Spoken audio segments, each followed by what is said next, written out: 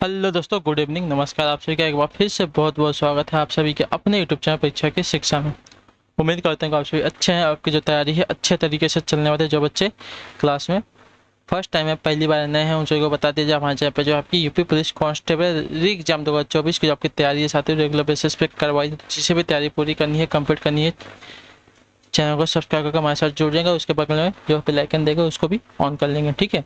तो जिसको नहीं पता है उसको बता दें कि आपका जो एग्ज़ाम का डेट है आ चुका है 23, 24, 25, 30 और 31 अगस्त 2024 को जो आपका एग्ज़ाम करवाया जाएगा, ठीक है। तो ये 5 दिन जो है आपका एग्ज़ाम करवाया जाएगा, ठीक है।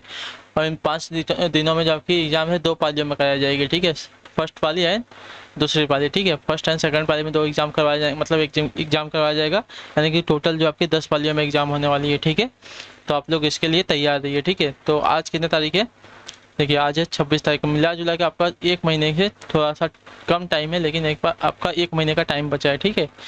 तो अपनी तैयारी को जो आप लोग अच्छे से और सीरियस मोड पे स्टार्ट करेंगे। एक एक क्वेश्चन को अच्छे से ध्यान से देखेंगे और उत्तर देते हुए आगे बढ़ेंगे, ठीक है। चलिए, क्लास का समय देखिए, जिसको पता है नहीं पता है देख लीजिए। जीके जीएस की क्लास सुबह 10 बजे, रीजनिंग की जो क्लासेस शाम को हिंदी की जो क्लासेस शाम को 7 बजे इसी टाइम पे देखने को मिलती है।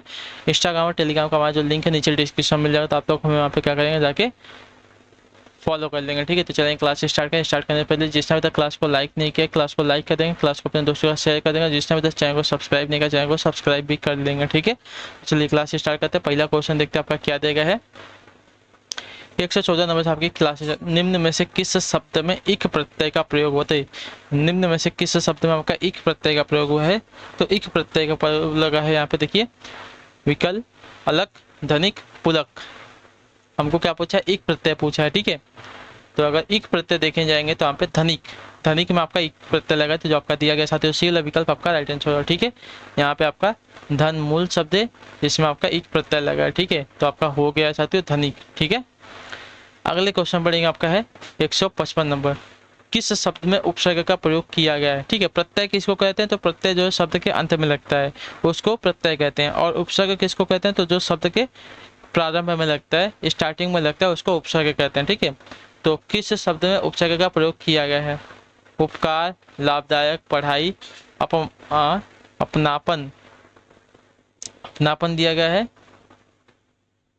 तो यहाँ पे जो दिया गया है आपका उपकार में आपका उपसर्ग लगा है, ठीक है। उप आपका इसमें उपसर्ग लगा है, आपका कार प्रत्यय। कार क्या है? मूल शब्द है, ठीक है। तो यहाँ पे आपका क्या हो जाएगा साथियों? उपकार। उपकार में आपका उप प्रत्यय उपसर्ग है, ठीक है। उप उपसर्ग लगा है, तो जो आपका ए ला विकल्प देगा आपका राइट आंसर होगा, ठीक है। चलिए अगले क्वेश्चन बढ़ेंगे साथियों 116 नंबर। बताइएगा राइट आंसर का। पिसुन का प्राची शब्द है क्या? आपते पिसुन, पिसुन का प्राची शब्द क्या है? तो पिसुन का प्राची शब्द अगर देखा जाएगा तो यहाँ पे पीसना दिया गया, बेईमान, पिचास या चुगलखोर। तो पिसुन का प्राची आपका चुगलखोर होता है, जो आपका डी ला विकल्प देगा साथियों आपका सही उत्तर होगा, ठीक है। क्लियर है यहाँ तक? पिसुन का प्राची शब्द का चुगलखोर होता है, चुगली करने वाला, ठीक है। चलिए अगले क्वेश्चन बढ़ेगा आपका है 117वां। काठ मार जाना मुहावरे का उपयुक्त अर्थ क्या बताइए? काठ मार जाना मुहावरे का उपयुक्त अर्थ क्या हो जाएगा? तो देखिए, काठ मार जाना मुहावरे का उपयुक्त अर्थ देखें, हतप्रभ हो जाना, ठीक है। जो आपका सी ला विकल्प देगा आपका सही उत्तर होगा, ठीक है। काठ मार जाना मुहावरे का उपयुक्त अर्थ आपका हो जाएगा यहाँ पे हतप्रभ हो जाना, ठीक है। क्लियर है? जो आपका सी ला विकल्प देगा साथी 117 पे सही उत्तर होगा। अगले क्वेश्चन बढ़ेंगे आपका है 118 नंबर। बताइएगा राइट आंसर का। उड़ना शब्द की भाववाचक संज्ञा शब्द क्या बताइए? उड़ना शब्द की भाववाचक संज्ञा क्या है? तो उड़ना शब्द की भाववाचक संज्ञा शब्द का देखा जाएगा तो यहाँ पे हो जाएगा साथियों उड़ान से, ठीक है।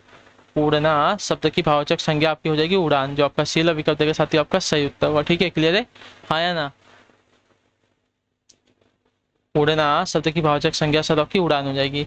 अगले क्वेश्चन पढ़ेंगे आपका है 119 में। बताइएगा राइट आंसर का साथियों क्या देगा। निम्नलिखित में समुदायवाचक विशेषण है कौन सा? बताइए निम्नलिखित में से समुदायवाचक विशेषण कौन सा है यहाँ पे?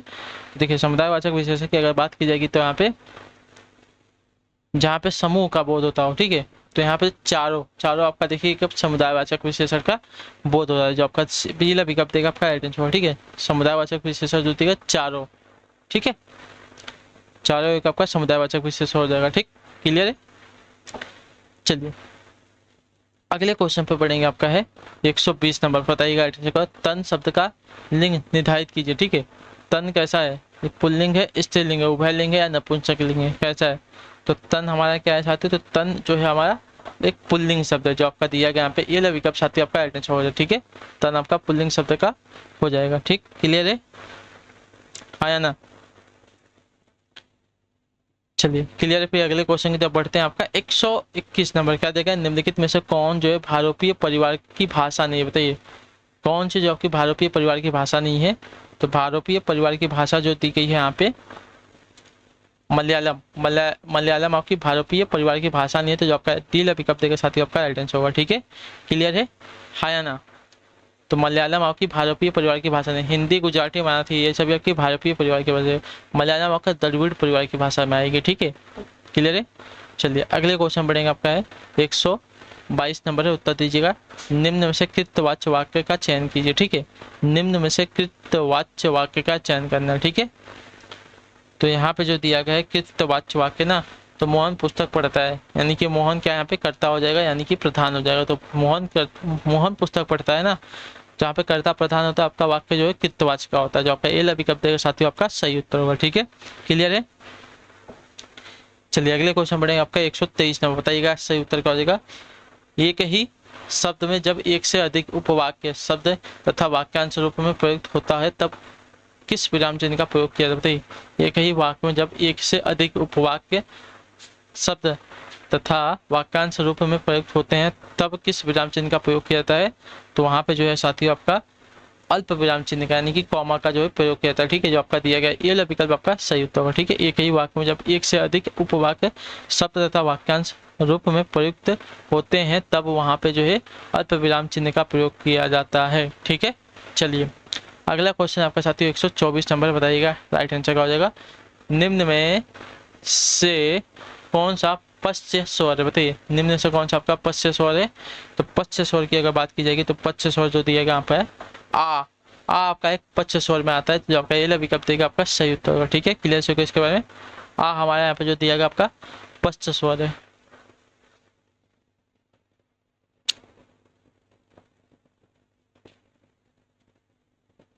चलिए अगले क्वेश्चन में बढ़ेंगे, आपका है 125 नंबर, बताइएगा सही उत्तर क्या हो जाएगा।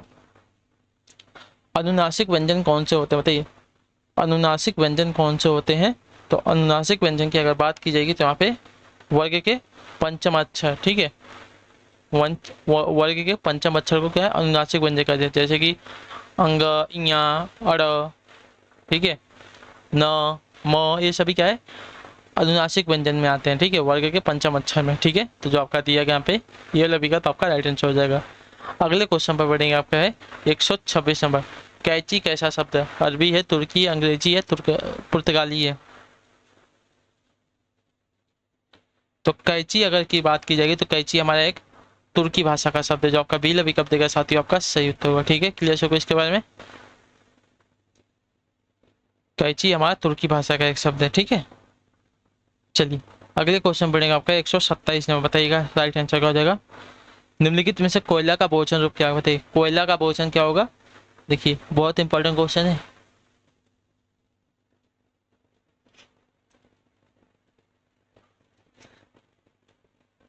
तो कोयला का बहुवचन आपका कोयले हो जाएगा, ठीक है, कोयले, जो आपका दिया गया यहाँ पे डी विकल्प साथी आपका राइट आंसर होगा, ठीक है। कोयला का बहुवचन आपका रूप हो जाएगा कोयले, ठीक है, जैसे यहाँ पे कोयले का उत्पादन किया जाता है, कोयला नहीं बोलते, यहाँ पे कोयला का उत्पादन, यहाँ पे कोयले का उत्पादन किया जाता है, ठीक है। अगले क्वेश्चन बढ़ेंगे, आपका है उत्तर देंगे राइट आंसर का हो जाएगा। दिया गया आपका 128 में श्याम आया है, श्याम आया है वाक्य का काल बताइए। श्याम आया है वाक्य का काल क्या होता है, देखिए श्याम आया है वाक्य का काल आपका पूर्ण वर्तमान काल का वाक्य हो जाए, आपका ये विकल्प देगा आपका राइट आंसर होगा, ठीक है। श्याम आया है पूर्ण वर्तमान काल का वाक्य है, तो जो आपका ये विकल्प देगा साथ ही आपका 128 पे सही उत्तर होगा, ठीक है। चलिए 129 नंबर बताने की कोशिश करेंगे, राइट आंसर हो जाए। नीचे दिए गए वाक्य में रेखांकित भाग कारक की किस प्रकार की विभक्ति है, ज्ञात कीजिए। राहुल ने खाना खाया, राहुल आपका क्या है रेखांकित भाग है, कारक की विभक्ति हमको पहचाननी है। तो राहुल ने बोला ना, तो यहाँ पे कर्ता ने कर्म को, ठीक है। तो राहुल ने, तो आपका यहाँ पे कौन सा कर्ता कारक हो जाएगा, जो आपका दिया गया यहाँ पे बी विकल्प साथ ही आपका राइट आंसर होगा, ठीक है, क्लियर है। चलिए अगले क्वेश्चन पढ़ेंगे, आपका है 130 नंबर। नीचे दिए गए वाक्य में क्रिया ज्ञात कीजिए। वाक्य क्या देगा, गाय बछड़े को दूध पिला रही है। ठीक है, गाय बछड़े को दूध पिला रही है ना।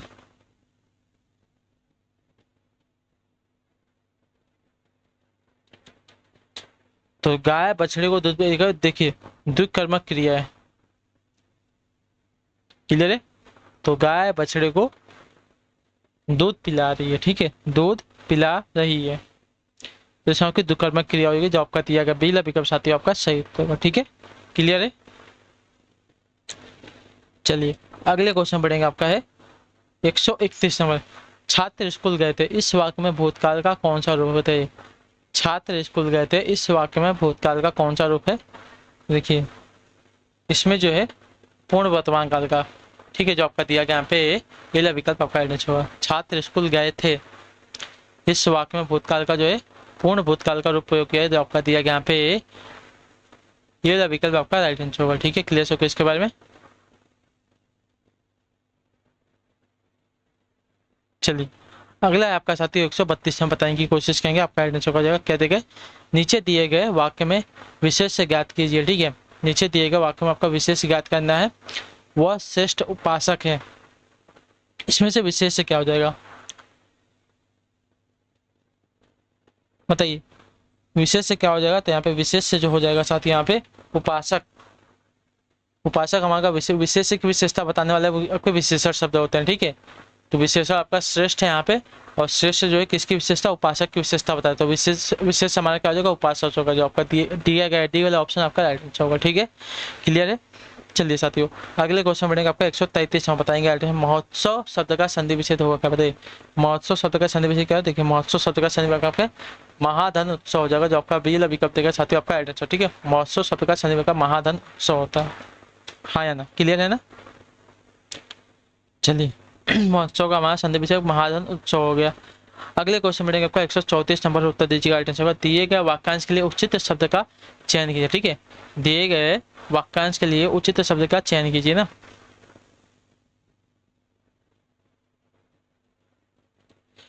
क्या देगा, जिसे देश से निकाल दिया गया हो उसको क्या कहेंगे।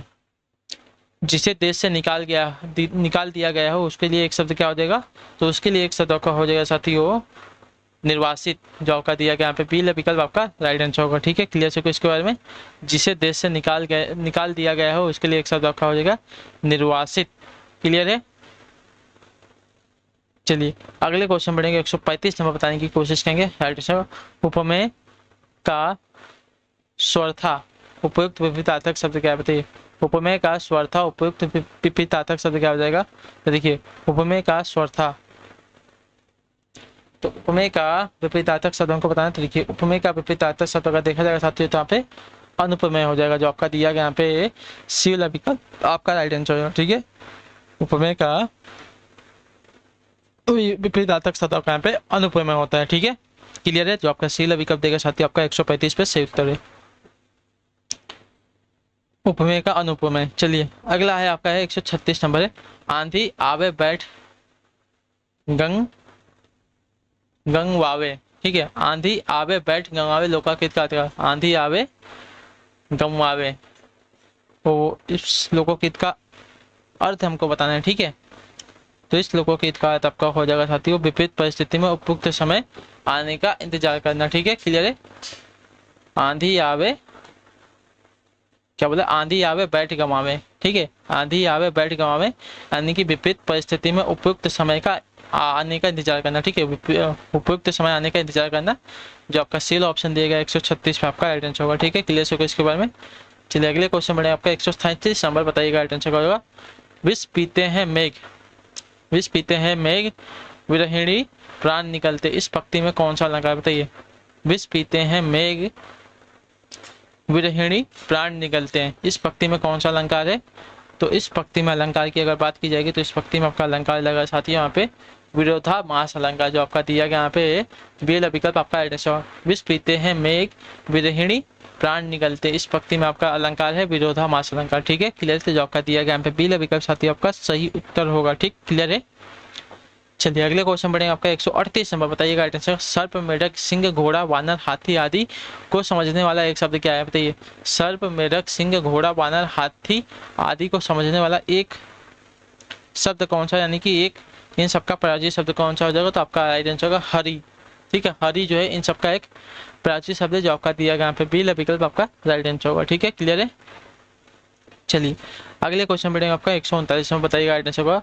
आद और अध, आद और अध शब्द युग्म का सही अर्थ भेद का चयन करिए। ठीक है, आद और अध बोला है तो आद का आपका हो जाएगा साथी यहाँ पे पहला और अध का हो जाएगा आपका आज। ठीक है, जो आपका दिया गया यहाँ पे सी विकल्प आपका राइट आंसर। ठीक है, आद का अर्थ हो जाएगा पहला और अध का अर्थ हो जाएगा आज। ठीक है, क्लियर। तो जो आपका सी ऑप्शन देगा साथी 139 पे आपका राइट आंसर होगा। ठीक है, क्लियर है।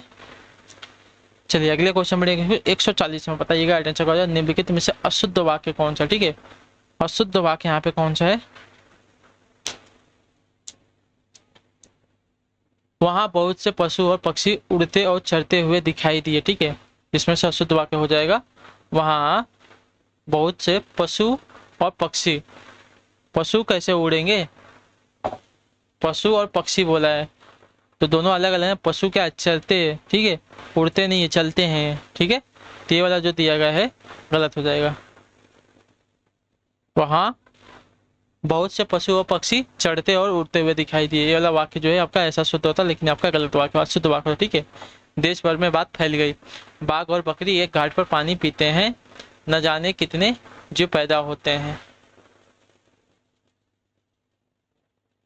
146 में मृत्यु को जीतने वाला यानी कि शंकर, मृत्युंजय में कौन सा समास है? मृत्यु को जीतने वाला यानी कि मृत्युंजय, यहाँ पे कौन सा समास लगा है? तो मृत्यु को जीतने वाला यानी कि मृत्युंजय बहुब्रीहि समास है, दिशा पद प्रधान है। तो आपका जो दिया गया पटील विकल्प आपका राइट आंसर होगा। ठीक है, अगले क्वेश्चन बढ़ेगा आपका 147 में। बताइएगा जुगुप्सा किस रस का अस्थायी भाव है? जुगुप्सा जो है किस रस का अस्थायी भाव है? तो जुगुप्सा जो है आपका यहाँ पे विभस्त रस का अस्थायी भाव है, जो आपका एल ऑप्शन देगा आपका राइट आंसर। ठीक है, जुगुप्सा जो है विभस्त रस का अस्थायी भाव, जो आपका एल ऑप्शन देगा है 147 पे आपका सही उत्तर। अगले क्वेश्चन बढ़ेगा आपका 148 नंबर। बताइएगा राइट आंसर। दोपहर का भोजन कहानी के लेखक हैं कौन? बताइए। दोपहर का भोजन कहानी के लेखक कौन है? तो दोपहर का भोजन कहानी के लेखक आपके यहाँ पे अमरकांत, जो आपका ए विकल्प देगा साथी आपका राइट आंसर होगा। ठीक है, दोपहर का भोजन कहानी के लेखक आपके यहाँ पे अमरकांत है, ए ऑप्शन जो देगा 148 पे आपका सही उत्तर होगा। ठीक है, चलिए अगले क्वेश्चन पर बढ़े आपका 149 नंबर। 55 खंबे लाल दीवारें, ठीक है, उपन्यास किसने लिखा है? बताइए। 55 खंबे लाल दीवारें उपन्यास किसने लिखा है? तो यह उपन्यास आपका लिखा है साथी यहाँ पे उषा प्रियमंदा ने। ठीक है, जो आपका दिया गया यहाँ पे पीला विकल्प आपका राइट आंसर हो जाएगा। ठीक है, 55 खंबे लाल दीवारें उपन्यास किसने लिखा है? तो उषा प्रियमंदा ने। ठीक है, क्लियर है। तो जो आपका पीला विकल्प देगा 149 पे आपका राइट आंसर होगा साथियों। ठीक है, क्लियर है। चलिए अगले क्वेश्चन की तो पढ़ेंगे आपका 150 नंबर। बताइएगा राइट आंसर का। लोग भूल गए हैं, लोग भूल गए हैं साहित्य अकादमी पुरस्कार पाने वाले कवि कौन? बताइए। लोग भूल गए हैं साहित्य अकादमी पुरस्कार पाने वाले कवि कौन से हैं? तो इसका राइट आंसर आपका हो जाएगा साथी यहाँ पे रघुवीर सहाय, जो आपका दिया गया यहाँ पे पीला ऑप्शन आपका राइट आंसर। लोग भूल गए हैं साहित्य अकादमी पुरस्कार पाने वाले कवि आपके यहाँ पे रघुवीर सहाय जी हैं। ठीक है, क्लियर है। जो आपका पीला ऑप्शन देगा आपका राइट आंसर। तो इसी के साथ जो आपकी क्लास आती है आज के यहाँ पे कंप्लीट होती है। आई होप कि आपको जो क्लास आती है अच्छी लगी। अच्छे क्लास को लाइक करें, चैनल पे पहले चैनल को सब्सक्राइब कर दे और हमें जो है कमेंट में अपनी क्लास के बारे में जो दी आपको क्लास कैसी लगी है। बाकी अगर आपका कोई डाउट होगा, कोई क्वेश्चन कोई कोई हो तो आप हमें नीचे कमेंट में जरूर पूछ लें और अपनी जो तैयारी है आप लोग अच्छे से अभी स्टार्ट कर दीजिए। ठीक है, क्योंकि आपके जो अभी जो है डेट आ गई है 23, 24, 25 उसके बाद 30 और 31, ये अगस्त में होने वाले एग्जाम है। 5 दिन आपके एग्जाम होने वाले हैं, तो अपनी तैयारी को जो आप लोग सीरियस मोड पर स्टार्ट कर दीजिए। ठीक है, चलिए इस बार भी आपका जो है कोई चीटिंग वीटिंग का जो है फॉर्मूला नहीं अपनाएगा। ठीक है, चलिए तो इसी के साथ जो आपकी क्लास है आज की यहीं पे कंप्लीट करते हैं। आपसे मिलता है हम आपकी अगली क्लास है, तब तक के लिए टाटा बाय बाय, जय हिंद, जय भारत। आज की क्लास से जुड़ने के लिए बहुत बहुत ही धन्यवाद साथियों।